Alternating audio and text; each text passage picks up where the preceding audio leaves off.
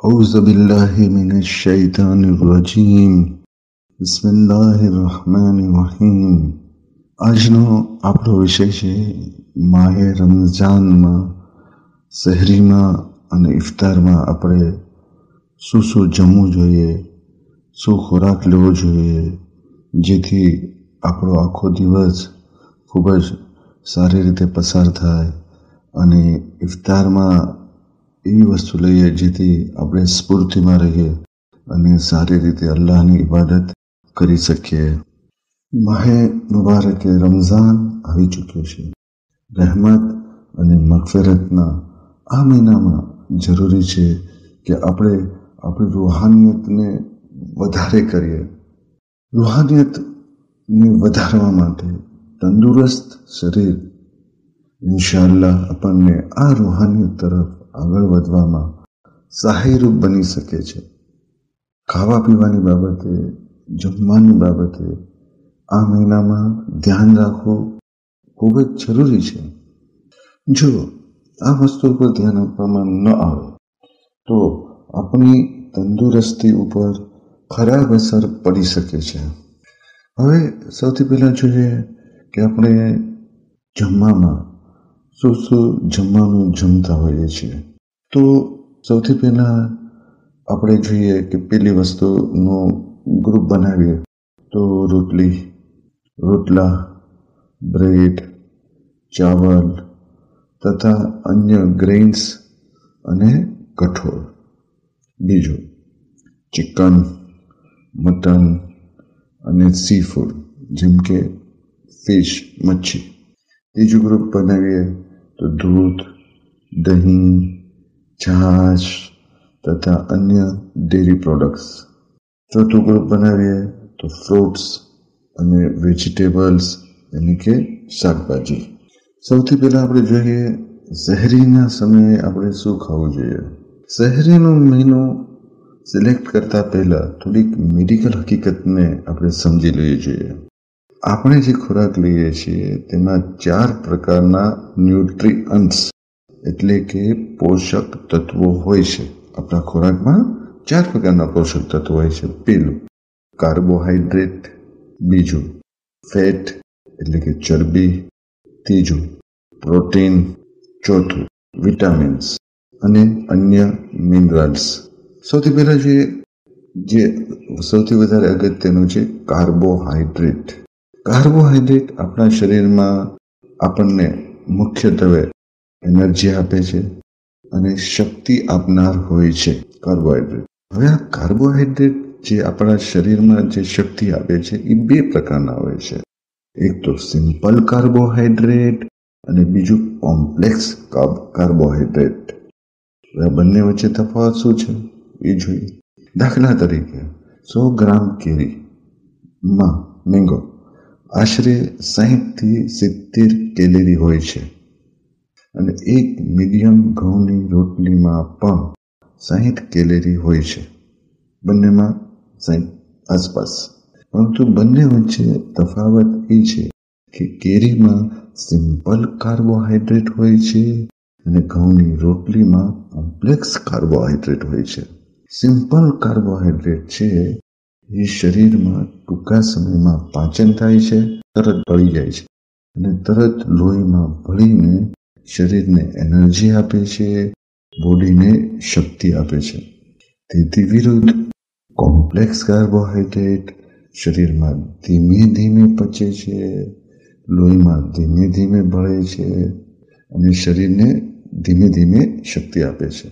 કેરી આશરે અડધાથી 1 કલાકમાં લોહીમાં ભળે છે અને ઘઉંની રોટલી 1 થી 4 કલાકમાં ભળે છે.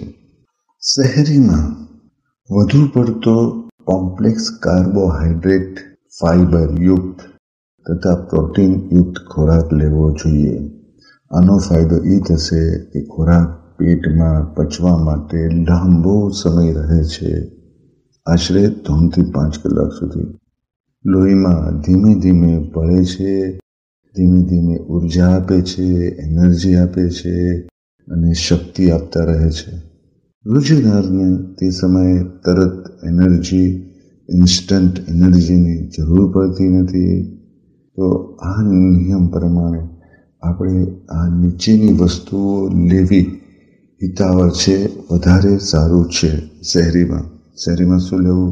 તો કે બાફેલા ઈંડા, આમલેટ રોટલી, નોનવેજ શાક, વેજીટેબલ શાક, ઘઉંની રોટલી, બાજરાનો રોટલો, બાફેલા મગ, ચણા, મઠ અથવા અન્ય કઠોળનું શાક, દૂધ, મલાઈ વગેરે. અગર આપણે આવો ખોરાક કોમ્પ્લેક્સ કાર્બોહાઈડ્રેટવાળો ફાઇબરયુક્ત લેશું તો આપણને લગભગ બપોર સુધી ભૂખ નહીં લાગે. ઘણી વખત એવું થાય કે આપણે શહેરીમાં ખબર ના હોય ને મસન કંઈ ફ્રૂટ ખાઈ લીધું પેટ ભરીને, તો ફ્રૂટનું તો કલાકમાં હજમ થઈ ગયું, બરાબર. તો પછી હવારના ઉઠશું ત્યાં પેટ ખાલી લાગશે આપણને. તો આવો ફાઇબરયુક્ત અને કોમ્પ્લેક્સ કાર્બોહાઈડ્રેટવાળો ખોરાક આપણે શહેરીમાં લેવો જોઈએ. હવે આપણે આવીએ ઇફતાર સમયે આપણે શું ખાવું જોઈએ. સામાન્ય રીતે આપણે ઇફતાર સમયે બે વખત જમીએ છીએ. પહેલું, રોજો ઇફતાર કરીએ ત્યારે સામાન્ય નાસ્તો તથા ફરી વખત ઇફતારીના 2-3 કલાક પછી રાત્રિ ભોજન. સામાન્ય રીતે 14-15 કલાકનો રોજો રાખ્યા પછી જ્યારે આપણે ઇફતાર કરવા બેસીએ છીએ ત્યારે આપણને તુરંત શક્તિ મળે એવો ખોરાક લેવો જોઈએ. તરત ઉર્જા મળે, ઇન્સ્ટન્ટ એનર્જી મળે શરીરને એવો ખોરાક આપણે લેવો જોઈએ, કેમ કે શરીરને એની જરૂર હોય છે. આ સાથે શરીરને પાણીની પણ તરત જરૂર પડે છે. આ સમયે એવો નાસ્તો લેવો જોઈએ જેમાં સિમ્પલ કાર્બોહાઈડ્રેટ વધારે પ્રમાણમાં હોય. તો આ નિયમ પ્રમાણે આપણે આ વસ્તુઓ નીચેની લઈએ તો એ વધારે બહેતર રહેશે. દાખલા તરીકે ખજૂર, ચીકુ, તરબૂચ, કેરી તથા અન્ય મીઠા ફ્રૂટ્સ. પછી જોઈએ તો લીંબુ શરબત, રસના, ટેંગ તથા દૂધનું શરબત, ફાલુદો, ચાય તથા કોફી, ફ્રૂટ કસ્ટર્ડ તથા ચાઇના ગ્રાસનો હલવો વગેરે. આવી વસ્તુ આપણે સિમ્પલ કાર્બોહાઈડ્રેટવાળી લેવી જોઈએ. તરત એ પચી જાય છે, તરત આપણને શક્તિ આપે છે કે જે રોઝેદારને તુરંત શક્તિની, તરત ઉર્જાની એ વખતે જરૂર હોય છે. તો ત્યારે આવો સિમ્પલ ખોરાક, આવો સિમ્પલ કાર્બોહાઈડ્રેટવાળો ખોરાક આપણે લેવો જોઈએ.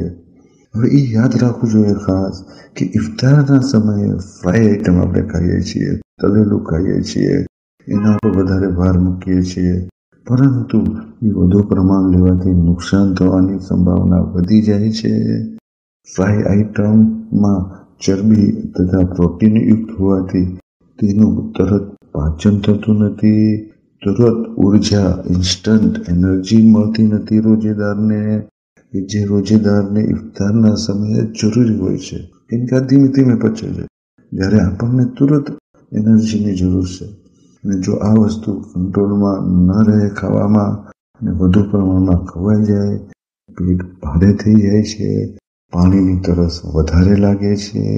આવા સંજોગોમાં વધારે પાણી પીવાથી પેટ ઓવર ભારી થાય છે, આળસ ચડે છે અને પછી નતીજારૂપ ઇફતાર પછીની 1-2 કલાક સુધી ઇબાદતનો સમય વેડફાઈ જાય છે.